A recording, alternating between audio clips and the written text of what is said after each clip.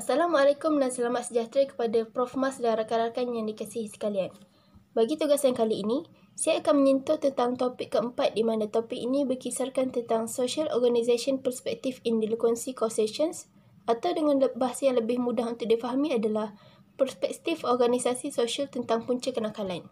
Tetapi saya bukannya akan menyentuh topik ini secara keseluruhan, sebaliknya saya akan lebih fokuskan kepada subtopik 4.2 di mana subtopik ini menekankan tentang social strain theory dengan lebih mendalam. Sebelum memulakan penerangan yang lebih terperinci tentang subtopik ini, saya ingin perkenalkan diri terlebih dahulu. Nama saya Intan Nuriza binti Muhammad Johar dan saya merupakan seorang pelajar jurusan ISMP Bimbingan dan Kaunseling semester pertama yang memegang nombor matriks D202311068833. Pertama sekali, konten ataupun kandungan yang akan saya jelaskan dalam video ini terdiri daripada introduction mengenai bab ini, kemudian penerangan tentang social strain theory, homelessness dan juga effects of poverty. Baiklah, kita mulakan dengan introduction terlebih dahulu. This chapter is about psychological theories of delinquency locate the problem within the individual or in the developmental phase of human life. Terdapat pelbagai faktor yang mengakibatkan seseorang itu bertindak nakal, tetapi untuk chapter ini, faktor luaran seperti inadequate family functioning, poverty, school problems, environmental factors and the influence of delinquent peers yang memainkan peranan penting dalam mendorong kepada tercetusnya kenakalan terutama dalam kalangan remaja. Berkaitan dengan social strain theory pula, teori ini was developed by one of the famed American sociologist Robert K. Merton. The theory states that social structures may pressure citizens to crime.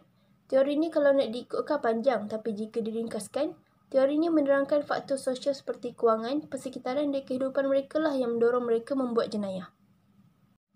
Keluarga-keluarga di Amerika terdiri daripada kepelbagaian struktur, economic status, racial and ethnic group membership, family customs, traditions and styles of life yang bermaksud masing-masing mempunyai jalan kehidupan dan cara penerimaan yang berbeza berdasarkan faktor persekitaran masing-masing. Seperti yang kita ketahui, keluarga yang sempurna terdiri daripada sepasang ibu bapa bersama anak-anak sebagai pelengkap keluarga kecil mereka.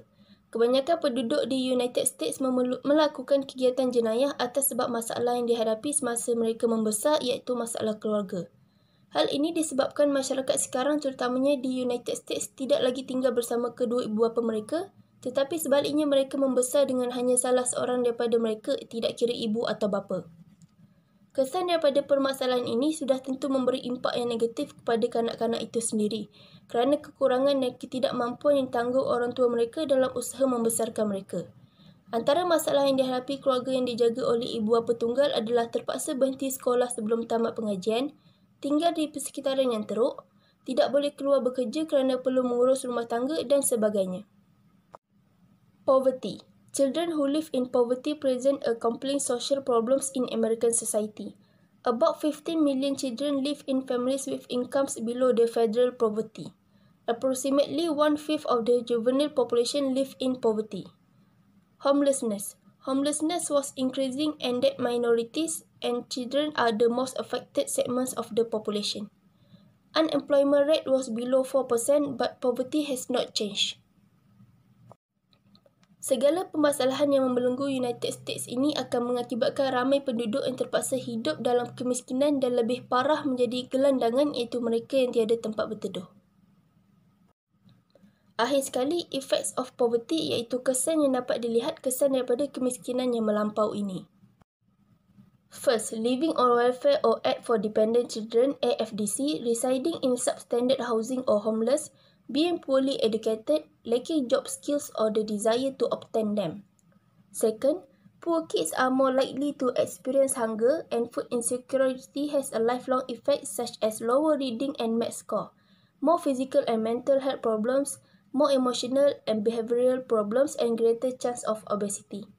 Third, children living in poverty are vulnerable to a wide variety of problems such as poor nutrition, inadequate housing, substandard medical attention, lack of proper supervision and physical or emotional abuse. Kanak-kanak dalam proses ingin menjadi remaja memerlukan pengawasan dan penjagaan yang teliti kerana pada fasa inilah segala perkara yang terjadi di sekitar mereka akan meninggalkan kesan mendalam kepada kehidupan mereka sama ada menjadikan mereka orang yang positif atau manusia yang hanya mendatangkan masalah dan tiada faedah.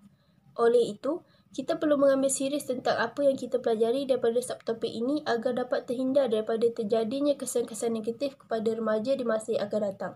Memandangkan remaja merupakan aset negara yang perlu dijaga dan dipantau. Sekian, itu sahaja yang dapat saya kongsikan dalam video kali ini mengenai subtopik 4.2 Social Strain Theory. Semoga dengan perkongsian saya ini sedikit sebanyak dapat menambah ilmu pengetahuan rakan-rakan semua. Terima kasih.